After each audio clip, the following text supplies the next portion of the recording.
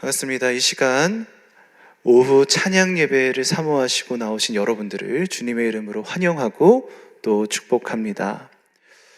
오늘은 오전부터 비가 추적추적 내려왔습니다. 여러분, 이렇게 비가 오는 날이면은 어떤 게 떠오르십니까?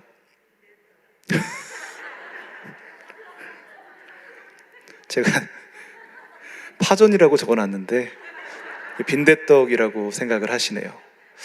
사실 저는 비가 오면요, 그런 상상을 해봅니다.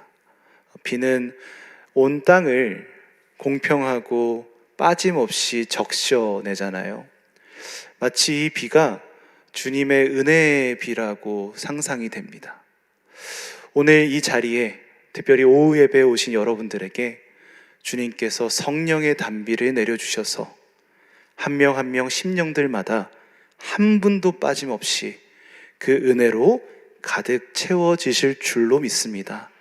오늘 그 은혜가 여러분들에게 가득 넘치시기를 주님의 이름으로 간절히 소망합니다. 오늘은 호세아서 1장 3절에서 9절까지의 말씀을 보았습니다. 오늘 말씀의 제목은 그저 헤아리도록 이라는 제하의 말씀입니다. 이 제하의 말씀을 통하여 주님께서 우리에게 은혜 주시기를 원합니다. 여러분, 예언자들마다 별명이 있다는 것을 아십니까? 우리가 잘 알고 있는 예레미야는 눈물의 예언자라는 별명이 있어요. 그도 그럴 것이 남왕국 유다가 멸망해 갈 때 예레미야는 그 무너짐을 막는 모든 수고가 헛되다고 이야기하며 그저 하나님의 멸망, 심판을 기다리라고 이야기합니다. 예언자 입장에서 멸망을 기다리라고 말하니 그 마음이 얼마나 슬프고 눈물이 났겠습니까? 예레미야의 눈물의 예언자라는 별명과 잘 어울리죠. 아모스는 어떻습니까? 아모스는 정의의 예언자라는 별명이 있습니다. 그는 북왕국 지배층의 억압과 착취를 폭로했고요, 우리가 잘 알고 있는 공의가 물같이 정의가 마르지 않는 강처럼 흐르게 하라고 외쳤습니다. 이 아모스의 정의감이 느껴지시죠? 예레미야도 그렇고요, 아모스도 그렇고요, 모두 그 별명과 잘 어울립니다. 그런데 오늘 우리가 읽었던 본문의 예언자인 호세아의 별명은 무엇일까요? 바로 사랑의 예언자입니다. 사랑의 예언자. 그런데 여러분, 곰곰이 잘 생각해 보면 호세아의 이 별명과 호세아의 삶은 잘 매칭이 되지가 않습니다. 안 어울려요. 왜냐하면 호세아는 음란한 여인과 결혼했고요, 사랑의 배신을 거듭 경험했고요, 그러면서 예언 활동을 했던 사람입니다. 오히려 그 기구한 삶을 보았을 때 예레미야와 같은 눈물의 예언자가 더 잘 어울려 보이고요, 또한 호세아는 아모스와 같은 시대의 예언자였습니다. 똑같이 북이스라엘의 불의한 상황을 배경으로 하여 하나님의 사랑과 정의를 노래했던 사람이죠. 그렇기 때문에 호세아도 아모스와 같이 정의의 예언자가 더 잘 어울립니다. 그런데 오늘 호세아는요, 눈물도 정의도 아닌 사랑의 예언자라는 별명을 가지고 있지요. 그는 왜 어떻게 사랑의 예언자가 되었을까요? 왜 사랑의 예언자일까요? 오늘 그 모습, 그 이유를 차근차근 한번 살펴보도록 하겠습니다. 자, 우리가 먼저 호세아가 첫 번째로 받았던 소명의 장면을 살펴보도록 하겠습니다. 호세아서 1장 2절인데요, 우리가 읽었던 본문은 아니지만 함께 한번 읽어보겠습니다. 1장 2절입니다. 시작.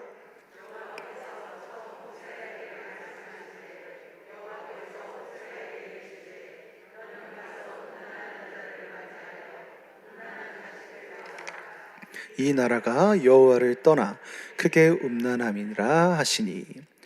자, 여러분, 여기서 보시면은 이제 하나님께서 예언자로서 호세아를 부르시고 그에게 소명을 주시는데 참 특이한 점을 살펴볼 수가 있어요.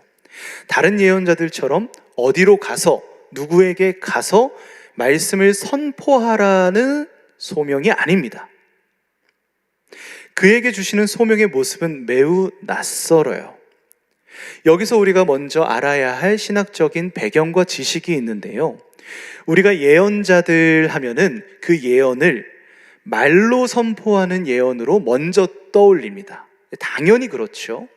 그런데요, 신학적으로 보면 예언 중에는 말로 하는 것이 아니라 행위로 하는 행위 예언이 있습니다. 이 행위 예언이라고 하는 것은 무엇이냐? 바로 상징적인 행위를 통해서 하나님의 뜻을 전하는 일이었습니다. 말로 하는 게 아니라요, 내가 상징적인 행동을 해서 하나님의 뜻을 전하는 거예요. 호세아가 받았던 이 소명은요, 행위 예언이었습니다. 성경을 바라보면 많은 행위 예언들이 있지만 사실 그 행위 예언들은 주로 일회성이었어요. 한 번 하고 사라지는 행동이었습니다. 그런데 오늘 호세아가 받은 이 행위 예언은 굉장히 감당하기가 어려워 보입니다. 왜냐? 그는 음란한 여인을 아내로 맞이하여 결혼하고 자식을 낳아야 하는 행동을 했어야 하기 때문이죠. 그 여인과 살아야 합니다. 그리고 그 여인과 함께 자식을 낳아야 해요. 한 번 하면 끝나는 일회성이 아니라 평생 해야 하는 행위였습니다. 아마도 예언 중에서 가장 실천하기 어려운 예언이지 않았을까요? 더군다나요, 이 행위 예언의 결말은 더더욱 감당하기가 힘듭니다. 호세아는 하나님의 말씀에 순종하여 고멜을 아내로 맞이했고요, 자식을 낳습니다. 그런데 그 이후에 나타나는 모습들이 참 무서운데요. 말씀을 우리가 다시 한번 읽어보겠습니다. 호세아서 1장 4절입니다. 함께 보시죠. 시작. 여호와께서 호세아에게 이르시되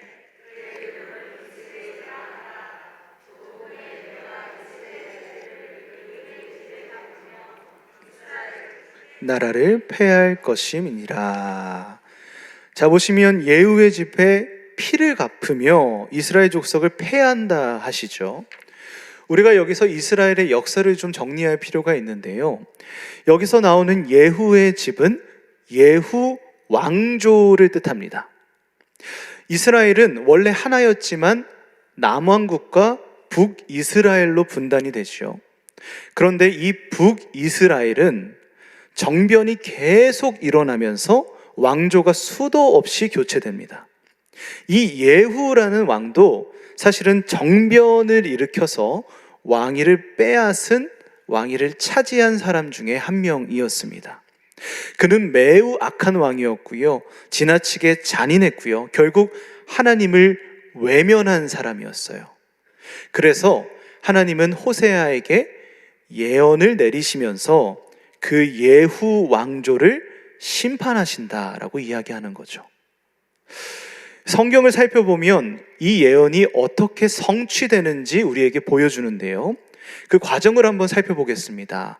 열왕기하 15장 9절부터 10절까지 두 절의 말씀을 함께 보도록 하시죠. 9절부터 10절입니다. 시작. 여호와 보시기에 악을 행하여 이스라엘로 범죄하게 한 느밧의 아들 여로보암의 죄에서 떠나지 아니한지라. 야베스의 아들 살룸이 그를 반역하여 백성 앞에서 쳐 죽이고 대신하여 왕이 되니라. 자, 살룸이란 자가 정변을 일으킵니다. 그래서 왕을 죽이고 왕위를 차지합니다. 이 살룸이라는 자가 왕이 되었는데요, 이 살룸은 또 어떻게 되었을까요? 말씀을 한번 다시 보겠습니다. 14절로 15절 말씀 함께 한번 읽어보시죠. 읽겠습니다. 시작. 유다왕 우시야 제39년에 야베스의 아들 살룸이 사마리아에서 왕이 되어 한 달 동안 다스리니라.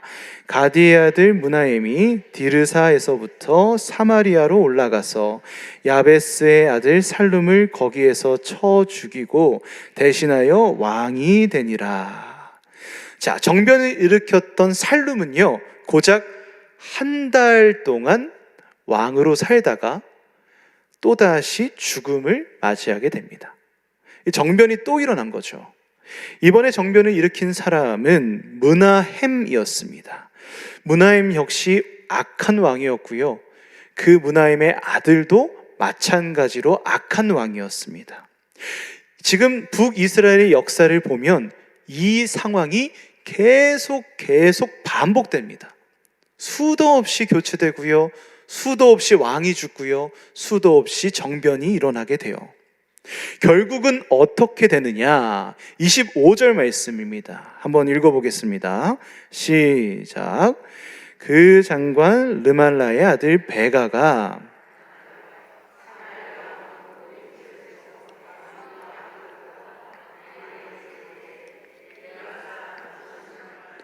대신하여 왕이 되었더라.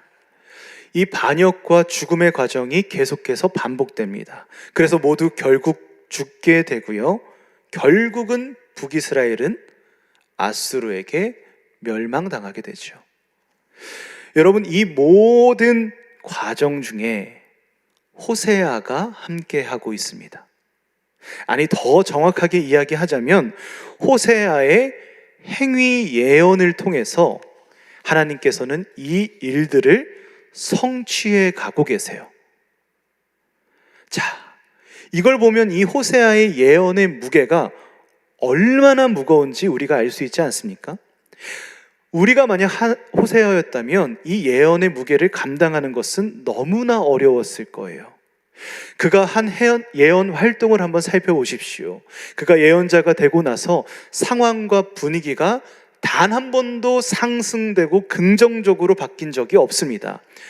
안 좋고 안 좋습니다.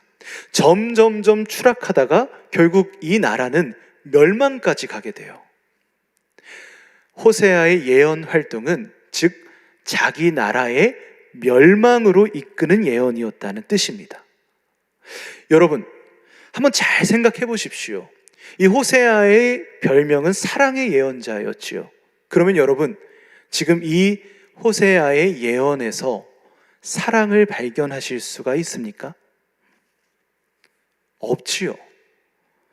호세아가 어떻게 그러면 사랑의 예언자가 될 수 있겠습니까? 오히려 절망의 예언자, 멸망의 예언자, 아픔의 예언자, 이런 것들이 훨씬 더 잘 어울려 보입니다. 호세아가 이 예언을 감당하는 건 너무 힘들었을 거예요. 사실 따지고 보면 다른 행위 예언들도 마찬가지였습니다. 호세아는요, 사실 3가지의 행위 예언을 받는데요. 아까 살펴봤던 것이 첫 번째고요. 2번째 소명을 한번 살펴보시죠. 호세아 1장 6절입니다. 함께 읽겠습니다. 시작. 고멜이 또 임신하여 딸을 낳음에 여호와께서 호세아에게 이르시되 그의 이름을 로루아마라 하가 내가 다시는 이스라엘 족속을 긍휼히 여겨서 용서하지 않을 것임이니라.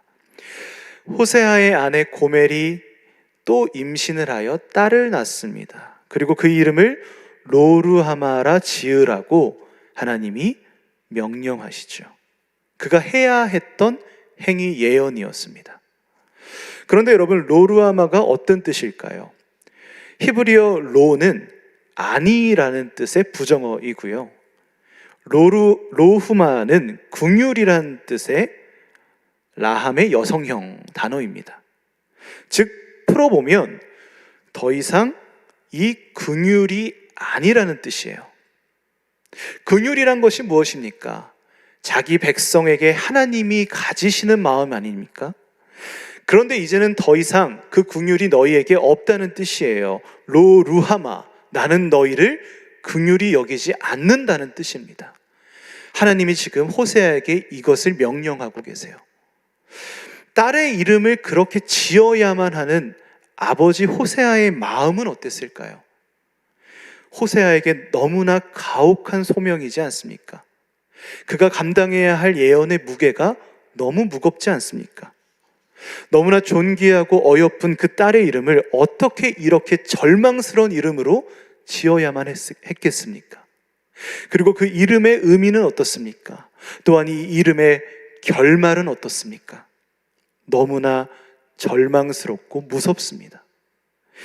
여러분, 여기서 다시 한번 생각해 보시죠. 호세아의 별명이었던 사랑의 예언자, 이 행위 예언에서 사랑을 발견하실 수 있습니까? 역시 사랑이 느껴지지 않아 보입니다. 마지막 세 번째 행위 예언도 마찬가지였어요.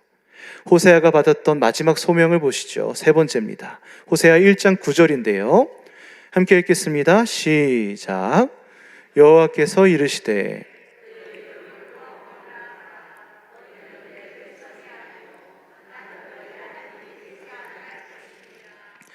자, 이것도 호세아가 받았던 행위 예언이었습니다. 또 자녀의 이름을 로암미라 짓는 예언이었죠. 로암미는 어떤 뜻입니까? 로는 아까 살펴보았듯이 아니라는 뜻의 부정어고요. 암은 백성, 미는 나의라는 뜻입니다. 그래서 종합해 보면 너희는 내 백성이 아니라는 뜻이에요. 더 이상 이스라엘 너희는 내 백성이 아니다. 그러니까 나도 너희의 하나님이 아니다라는 의미인 거죠. 이제 하나님과 이스라엘의 관계가 종결되었고요. 백성을 포기하시는 하나님의 마음을 발견하게 됩니다. 여러분, 여기서도 마찬가지이지요. 이 장면에서 사랑을 발견하실 수가 있습니까? 그렇지 않죠. 우리는 여기서 사랑을 발견하기가 어렵습니다. 호세아가 행했던 모든 행위 예언은 그저 앞으로 다가올 고난과 역경과 절망과 멸망만이 느껴집니다. 그것이 드러나는 모습이지요. 자, 그렇다면 이제 이 말씀은 우리의 삶으로 한번 가져와 생각을 해볼까요? 만약 여러분들이 지금 호세아라고 한다면 여러분들은 과연 어떠한 마음이시겠습니까? 하나님께서 여러분들에게 세 가지의 소명을 주시고 이렇게 하라고 명령하시는데 지금 이 예언들이 너무나 무겁고 너무나 절망스럽고 너무나 가혹합니다. 이것을 해야만 해야 할 때 지금 여러분들의 마음은 어떠시겠습니까? 도망치고 싶을 겁니다. 외면하고 싶겠지요. 하나님을 원망하고 싶은 분도 있을 겁니다. 나에게 왜 이러한 일을 일어나게 하냐며 저주하고 떠나는 사람들도 있을 겁니다. 목회자인 저도 어쩌면 마찬가지였을 겁니다. 보통 사람이라면 당연히 누구나 그렇겠지요. 그런데요, 지금 이러한 상황 가운데 호세아는 이 상황과 이 배경과 이 모습과 정반대인 완전히 상황을 뒤집는 고백을 우리에게 보여줍니다. 우리가 읽진 않았지만 호세아서 6장 3절의 말씀을 함께 볼 텐데요. 이 말씀은 호세아서의 정수가 담겨져 있는 호세아의 모든 예언의 핵심입니다. 호세아 6장 3절의 말씀 우리가 한번 함께 한 목소리로 읽어보도록 하겠습니다. 읽겠습니다. 시작. 그러므로 우리가 여호와를 알자. 힘써 여호와를 알자. 그의 나타나심은 새벽빛같이 어김없나니 비와 같이 땅을 적시는 늦은 비와 같이 우리에게 임하시리라 하니라. 자, 여러분, 지금 호세아가 무엇이라고 외치고 있습니까? 호세아는 이렇게 외칩니다. 우리가 여호와를 알자. 우리가 여호와를 힘써 알자. 우리가 여호와를 알아야만 한다. 호세아가 여호와를 알자, 알아야 한다, 힘써 알자라고 지금 간절하게 외치고 있습니다. 여러분, 우리가 호세아의 입장을 상상해 보았지만 어떻게 호세아가 이런 고백을 할 수 있겠습니까? 우리의 생각과 우리의 지혜와 우리의 인지 능력으로는 이것을 이해하기가 어렵습니다. 그저 호세아는 자신이 경험한 바에 따르면 저주하고요, 멸망받고요, 그저 힘들어서 쓰러져야 하는 것이 정상입니다. 그런데 그는 그러하지 않고 하나님을 알자라고 외치고 있어요. 왜, 어떻게 호세아는 지금 이러한 고백을 할 수 있었을까요? 그 이유는 호세아가 하나님께서 자신에게 주신 예언의 과정을 통해서 그것을 경험하며 깨달은 바가 있었기 때문입니다. 그것은 무엇입니까? 하나님이 주신 세 가지의 행위 예언은 하나님의 분노와 하나님의 실망하심과 이 땅을 향한 멸망과 절망으로만 채워진 것처럼 보입니다. 하지만 호세아는 그 흙먼지를 털어내고요, 그 안에 있는 하나님의 본심을 보고자 했습니다. 하나님이 호세아에게 이렇게 명령하셨던 그 진짜 본심은 무엇이었을까요? 왜 하나님이 이렇게까지 호세아에게 명령하셨을까? 하나님의 본심은 무엇이었겠습니까? 이렇지 않겠습니까? 백성들아, 제발 나를 좀 알아다오. 이렇게까지 해서라도 너희를 사랑하는 나의 마음 좀 알아다오. 지금도 너희를 기다리고 있는 나의 마음을 좀 알아다오. 이 무서운 예언들 가운데 사실 그 본심 가운데는 하나님의 사랑이 담겨져 있습니다. 백성을 절절히 기다리고 사랑하는 하나님의 본심이 그 행위 예언들 가운데 담겨져 있는 거예요. 하나님의 사랑 말입니다. 그래서 호세아는 그 하나님의 본심을 깨닫고 호세아서 6장 3절에 그렇게 고백할 수 있었던 거예요. 우리가 여호와를 알자. 우리가 여호와를 힘써 알자. 호세아는 사랑의 예언자가 맞습니다. 다만 그 사랑은 호세아 개인의 사랑이 아닌 백성을 향한 하나님의 사랑이었습니다. 여러분, 우리는 이 본문을 통하여 무엇을 알 수 있습니까? 어떤 것을 깨달을 수 있습니까? 여러분, 사람이 하나님의 마음을 온전히 이해할 수 있습니까? 그것은 불가능합니다. 우리의 지혜와 우리의 인지 능력으로 하나님의 마음을 알 턱이 없습니다. 그것을 하나님은 너무 잘 아셨어요. 그래서 하나님은 호세아를 부르셔서 호세아를 하나님의 입장에 서보게 하셨습니다. 호세아로 하여금 음란한 여인과 결혼하게 하시고 음란한 백성을 바라보는 하나님의 입장에 서보게 하셨어요. 배신하고 배신하는 여인을 경험하게 하셔서 배신하고 배신하는 백성을 느끼게 하셨습니다. 이것이 하나님이 하셨던 방법이었어요. 그 방법이 너무나 가혹했지만 사람에게 하나님의 마음을 알게 할 방법이 이것밖에 없으니 하나님은 호세아를 부르셔서 이 일을 행하셨고 이를 통해 하나님 당신의 마음을 전하셨고 결국 호세아는 하나님의 입장에 서서 하나님의 마음을 캐치해낼 수 있었습니다. 여러분, 이것은 오늘 우리에게도 마찬가지로 적용됩니다. 여러분, 우리가 하나님의 마음을 알 수 있을까요?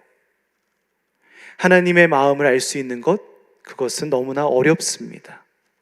사람 한 명의 마음도 정확하게 알 수 없는 게 우리의 모습인데 어떻게 하나님의 마음을 우리가 알 수 있겠습니까? 다만 하나님께서 우리에게 기회를 주셔서 우리가 하나님의 마음을 짐작하여 헤아릴 수 있도록 도와주실 뿐입니다. 아, 하나님이 이런 상황에 이런 마음이셨겠구나. 아, 하나님이 나를 보며 이런 마음이셨겠구나. 우리가 그 마음을 헤아릴 수 있도록 하나님은 우리의 삶 가운데 많은 상황과 여건을 만들어 가십니다. 하나님은 오늘 우리의 삶의 자리에서 호세아와 마찬가지로 하나님의 입장에 서보도록 인도하시지요. 이해할 수 없는 일들, 우리의 힘으로 해결할 수 없는 일들, 우리의 능력으로 이것을 벗어날 수 없는 문제와 일들이 얼마나 많이 우리의 삶에 찾아옵니까? 하지만 여러분, 우리는 어린 자녀를 양육하며 그 가운데 생기는 답답한 마음으로부터 하나님의 마음을 헤아릴 수 있습니다. 내 마음을 몰라주는 남편과 아내로부터 우리는 하나님의 마음을 헤아려 볼 수 있습니다. 직장에서 생기는 크고 작은 수많은 일들로 우리는 하나님의 마음을 헤아려 볼 수 있어요. 육신의 연약함으로부터 오는 문제들로 우리는 하나님의 마음을 헤아려 볼 수 있습니다.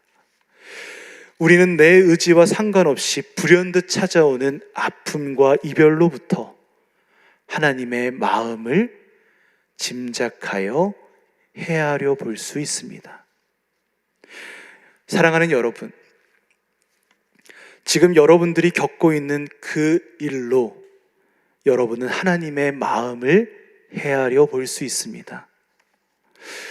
우리는 알 수 없지만 하나님은 끊임없이 하나님의 마음을 헤아릴 수 있도록 우리를 인도하고 계십니다.